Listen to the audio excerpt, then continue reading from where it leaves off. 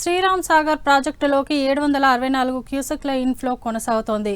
Kakatiya కాల్వకు 50, machine Bhagiratha తాగునీటి అవసరాలకు 152 క్యూసెక్లను వినియోగిస్తున్నారు. ప్రాజెక్టు పూర్తి స్థాయి నీటి మట్టం 190.313 టీఎంసీల సామర్థ్యం కాగా పూర్తి స్థాయి నీటి మట్టం కలిగి ఉంది.